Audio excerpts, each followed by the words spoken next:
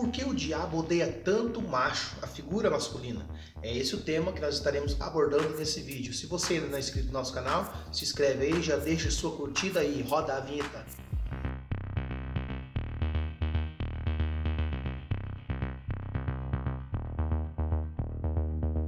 A Bíblia diz que por intermédio de José, o Senhor deu livramento a toda a sua família e toda a sua casa. José foi um grande governador do Egito, onde através dele revelar ou de ele desvendar um sonho de Faraó, ele tem agora o poder em suas mãos de ser um grande governador do Egito.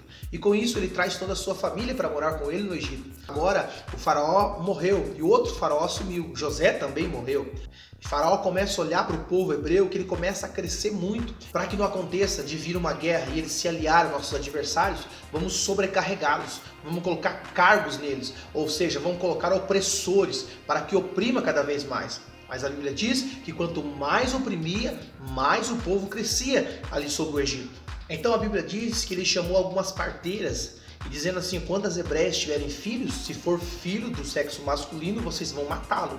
Se for filha, vocês podem deixar viver. Imagina-se que muitas crianças naquele tempo foram mortos por causa desta regra, ou por causa desta ordem aqui de Faraó. Em Mateus capítulo de número 2, a partir do versículo de número 16, a Bíblia diz que chegaram 3 magos até o rei Herodes e perguntaram para ele: onde é nascido o rei dos judeus? Porque vimos a sua estrela e viemos adorar. Herodes então reúne os príncipes dos sacerdotes e também reúne alguns escribas de todo o povo e começou a perguntar aonde de fato teria nascido o rei dos judeus. E aí eles dizem para ele: olha, Herodes, ele deve ter nascido em Belém da Judéia, para se cumprir uma profecia. Diz a Bíblia que ele manda que os 3 magos continuem a sua caminhada, mas quando achasse o menino, eles voltassem e anunciassem a Herodes para que ele mesmo fosse também adorá-lo. Essa era a ideia aqui de Herodes. Mas a Bíblia diz que quando eles chegaram lá, adoraram o menino, ou seja, levaram ouro, incenso e mirra, mas a Bíblia diz que o Senhor apareceu a eles em sonhos e o Senhor disse para eles: não volte pelo mesmo caminho, volte por outro caminho. Passado alguns dias, Herodes descobre que foi enganado pelos magos. Então ele lança um decreto dizendo que todos os meninos seriam mortos de 2 anos para baixo, todos seriam mortos. E aí houve também uma grande matança aqui nesse tempo. E aí você pode me dizer: não, pastor, mas isso aqui era porque havia uma profecia lá no Jardim do Éden, que iria nascer da semente da mulher um que esmagaria a cabeça da serpente. De fato, esses acontecimentos apontaram para Jesus. Por volta de 1800 e alguma coisa, se levanta um grupo extremista chamado Grupo Feminista. Aparentemente esse grupo foi levantado para ajudar a mulher a adquirir os seus direitos, mas por detrás do seu propósito há um propósito totalmente negativo, que é a desconstrução da família, a desconstrução do homem e a desconstrução da figura patriarcal e também uma desconstrução dos valores bíblicos. E nessa desconstrução da família que o diabo emprega, ele sabe que se ele destruir o homem, se ele conseguir acabar com o homem, ele também vai conseguir destruir a família e automaticamente também destruir a igreja. Por isso que ele emprega um grande ódio contra o macho, contra a figura masculina. E aí, voltando um pouquinho o que a Bíblia diz em Gênesis capítulo 2, versículo 18, a Bíblia diz assim, que quando Deus criou todas as coisas, o Senhor olhou para o homem e disse: não é bom que o homem ande só, ou esteja só, far-lhe-ei uma adjuntora. Diz o texto que Deus fez cair um profundo sono sobre Adão, e da costela de Adão ele formou a Eva. Mas por que Deus não fez a mulher também do pó da terra? Deus, assim, tomando a mulher da costela do homem, ilustrou que o casamento, o homem e a mulher são unidos em uma só carne, ou seja, eles se completam. Então Deus trata o casamento de uma forma muito séria. Para Deus, o objetivo do casamento não é simplesmente unir o homem e a mulher, não. O propósito do casamento vai muito além disso. O propósito do casamento também é companheirismo e também precisa ter unidade. E a Bíblia diz mais: deixará o homem seu pai e sua mãe e unir-se-á a sua mulher. E agora eles não serão 2 carnes, eles serão uma carne só. O homem deu vida à mulher e a mulher dá vida ao mundo. Cada papel carrega privilégio exclusivo e não há razão para pensar que um sexo é superior ao outro, até porque eles se completam, porque Deus os fez assim. Mas por que o diabo tem tanto ódio da figura masculina?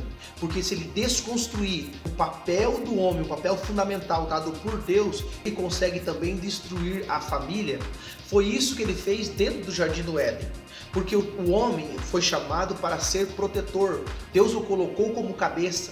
Tanto que você vê na queda, quando a mulher pecou, a Bíblia diz que ela comeu o fruto, mas nada aconteceu. Pode ler o texto, nada aconteceu. Mas quando ela leva o fruto para o Adão, quando Adão come, a Bíblia diz o quê? Que os olhos dos dois foram abertos.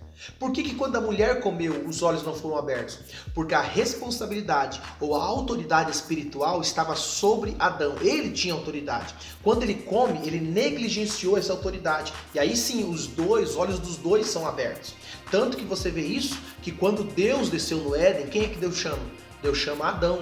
Deus, sabendo que Adão havia pecado, que Eva havia pecado, ele não conversa com Eva, ele não vai diretamente falar com Eva, porque a autoridade aqui está sobre Adão. Ele tinha o cargo de proteger a sua família, ele tinha o cargo de guardar a sua família, porque Deus o constituiu como cabeça. O papel do homem é fundamental, principalmente num tempo onde nós estamos vivendo, onde nós temos visto a desconstrução da família, nós temos visto filhos que crescem sem valores, casamentos que não duram, temos visto uma deturbação de todos os projetos de Deus. Tudo isso é uma causa só, porque o homem deixou de cumprir o seu papel, que Deus assim estabeleceu para que ele fizesse aqui na face da terra. Vamos falar alguns deles. A presença do pai ou do homem tem um valor essencial na formação de uma geração ajustada e uma geração confiante. É a figura masculina, é o pai que é responsável por passar para o filho normas, regras, leis e também limites. Por isso nós vemos uma geração toda bagunçada, porque perdeu o referencial do pai, o referencial do homem que é responsável por sua casa.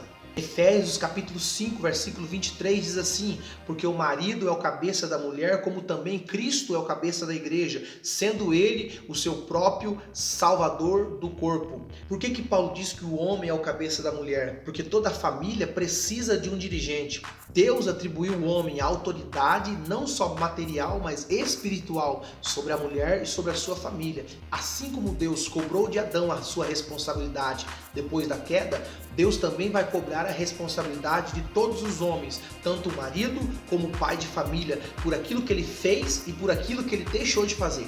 A liderança do homem deve ser exercida com amor, mansidão e consideração pela esposa e pela família. Muitos homens acham que ser líder da família é gritar mais alto.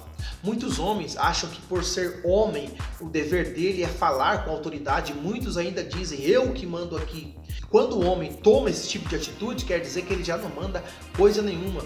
Vamos falar sobre algumas responsabilidades do homem sobre a família e sobre a casa. Primeira responsabilidade que o homem tem é a provisão para as necessidades. Aqui está falando não só a necessidade doméstica da família, como também está falando da necessidade espiritual. O homem é responsável pela saúde espiritual da sua mulher e de seus filhos. Se nós negligenciarmos isso, meu irmão, Deus irá cobrar de nós. Se nós não fizermos o que a Bíblia ensina, chegará um dia que nós vamos de prestar contas diante de Deus pelo aquilo que nós não fizemos, ou quem sabe pelos prejuízos e pelas percas que nós tivemos, porque todas as vezes que nós negligenciamos ou quebramos um princípio, tem as suas consequências. 1 Timóteo capítulo 5, versículo 8 diz: mas se alguém não tem cuidado dos seus, principalmente os da sua família, negou a fé e é pior do que o infiel. Então Deus deu responsabilidade ao homem de provisão. Isso não quer dizer que a mulher também não possa ajudar na provisão.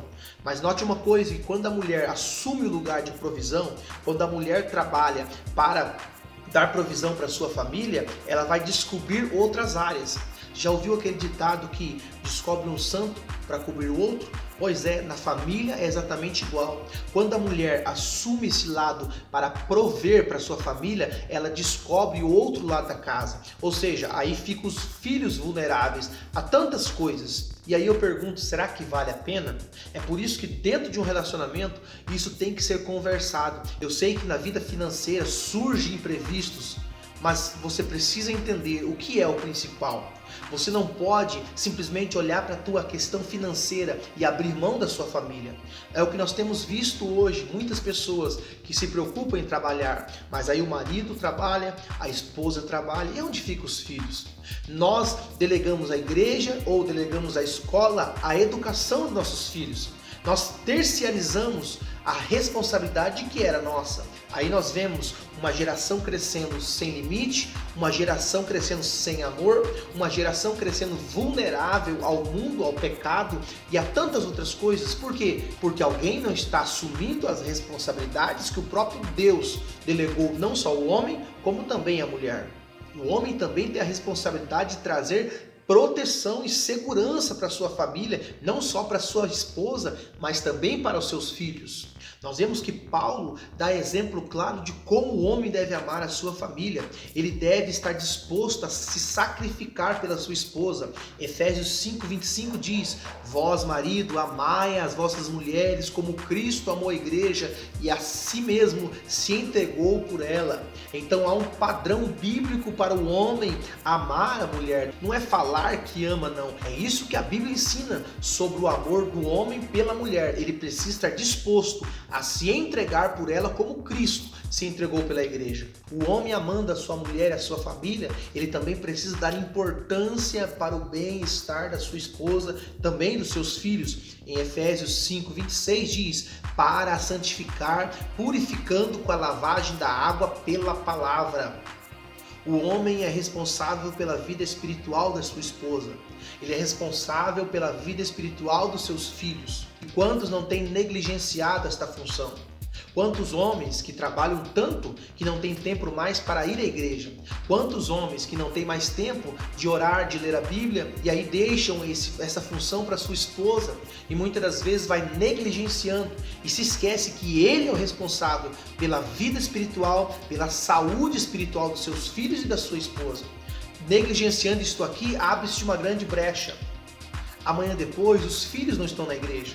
Ou até mesmo o casamento está chegando ao seu final. E aí, com certeza, vão querer achar um culpado. E quem vai assumir esta responsabilidade? Ninguém, com certeza. E é por isso que o homem tem que pensar muito nisso. Eu sei que nós precisamos ter condições financeiras, nós precisamos ser abençoados, prósperos, temos que ter desejo de oferecer o melhor para nossa família, o melhor para nossa casa, para nossa esposa, para nossos filhos. Porém, para alcançar uma coisa, eu não posso negligenciar as outras. Da mesma maneira que nós temos que abençoar e alcançar nossa família, dando a ela o melhor na face dessa terra, nós também temos que dar a ela um alimento espiritual que é a palavra de Deus. E é aí que muitas pessoas têm negligenciado. O homem amando a sua família ou amando a sua esposa também, ele precisa cuidar dela. E cuidar dela não é de qualquer maneira. A Bíblia diz cuidar dela como cuidar do seu próprio corpo. Efésios 5:28 diz: assim devem os maridos amar a sua própria mulher como o seu próprio corpo. Quem ama a sua mulher, ama a si mesmo. O cuidado que ele tem que ter com ela é especial e não é qualquer tipo de cuidado, ele tem que cuidar dela.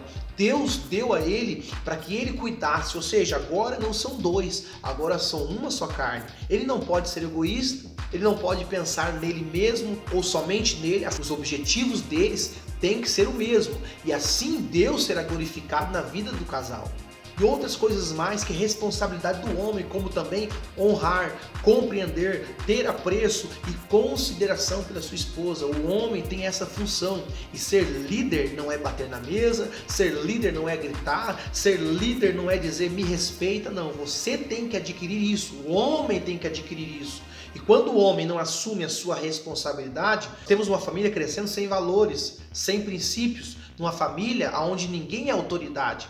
Em 1 Pedro capítulo 3, versículo 7, olha o que a palavra do Senhor diz: igualmente vós maridos, coabitai com ela com entendimento, dando a honra à mulher como o vaso mais fraco, como sendo vós co-herdeiros da graça da vida, para que não seja impedida as vossas orações. Então Pedro também está dizendo que quando há falta no relacionamento, quando o homem não entende e não dá honra à mulher como o vaso mais fraco, até as suas orações são impedidas. É por isso que o diabo ele tem uma raiva do homem, ele tem uma raiva do sexo masculino, porque se ele desconstruir o valor da família, a autoridade que Deus deu ao homem, se ele conseguir desconstruir isso aqui, ele destrói tudo. Quando a serpente foi no Éden, se associou à mulher. O que o grupo feminista faz hoje? Ele tenta se associar à mulher para destruir o homem. E muitas mulheres tiram a autoridade do esposo, tiram a autoridade do pai, achando elas que elas serão autoridade. E aí, quando ela faz isso, ela não só tira a autoridade do homem, mas ela tira a própria autoridade. É por isso que os filhos não vão ser sujeitos mais ao pai e muito menos à mãe. Nascem ou crescem filhos desconstruídos e uma família sem valores, sem princípios, porque perdeu a referência de autoridade que Deus colocou no casamento ou no lar, que é o homem. É por isso que o diabo luta constantemente. Ele não só tem um ódio contra a família, mas contra o homem. E aí nós vemos ideologias para tentar desconstruir aquilo que Deus construiu. Mas cabe a nós, homens e também as mulheres de Deus, a começar a restaurar a sua família. Como nós vamos fazer isso? Obedecendo a palavra de Deus. A partir do momento que nós começamos a ler a palavra do Senhor, ela vai nos dar conhecimento, ela vai nos dar entendimento. Por isso que o salmista Davi disse: escondi a tua palavra no meu coração para não pecar contra ti. Vamos nós restaurar em nossa família o valor novamente da presença de Deus dentro da nossa casa, dentro da nossa família, porque somente desta maneira nós seremos abençoados e vamos criar uma geração que vai não somente ser submissa a nós, mas também submissa a Deus. E assim o nome do Senhor será glorificado. Que Deus em Cristo Jesus continue abençoando a vida de cada um. Compartilhe esse vídeo, se inscreve no nosso canal e nos ajude a pregar a poderosa palavra de Deus.